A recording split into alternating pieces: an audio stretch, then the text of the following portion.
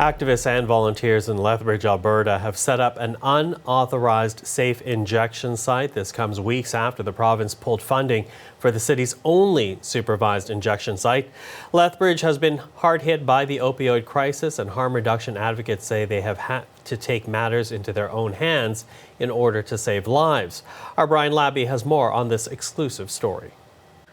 Well, it was set up here in this popular downtown park just as the sun was setting last night. This park is popular here in downtown Lethbridge. It's got a spray park for kids, picnic tables around, but it's now being described as the epicenter of this city's opioid crisis. Now, a group of volunteers, about a dozen of them, moved in last night to set up that bright orange tent. And, it included a couple of tables for people to walk in and safely inject their drugs under supervision from these volunteers who are trained in how to administer naloxone, a medication that is used to reverse the effects of an overdose. And they've also got first aid training and, of course, access to EMS if that need should arise.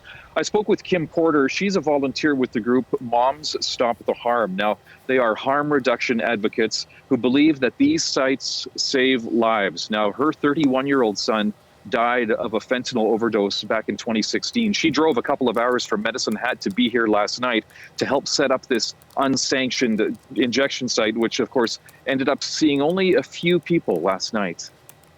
It says to me that the evening was a success, and that there's 4 lives that potentially could have overdosed that didn't because of this OPS being set up here tonight.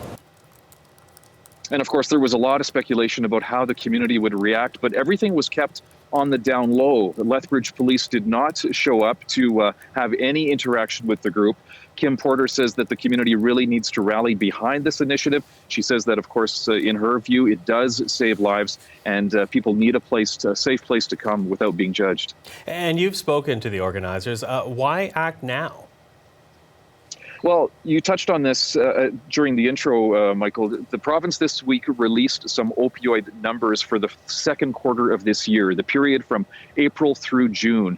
And those numbers showed that Lethbridge has the highest per capita overdose rate in the province. And of course, people want to take action. Now, there was a bricks and mortar site that was just recently closed down last month. And some former employees of that site are now involved in this initiative, including Tim Slaney. The government's decision to close a 23-seat injection facility and replace it with a 2-seat van, capacity of less than 10% what was necessary, can only be described as irresponsible and honestly a dereliction of Alberta's responsibility to the citizens of Lethbridge.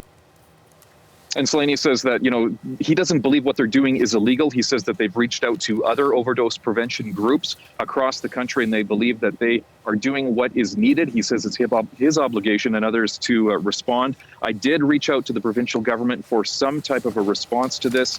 I'm still waiting to hear back.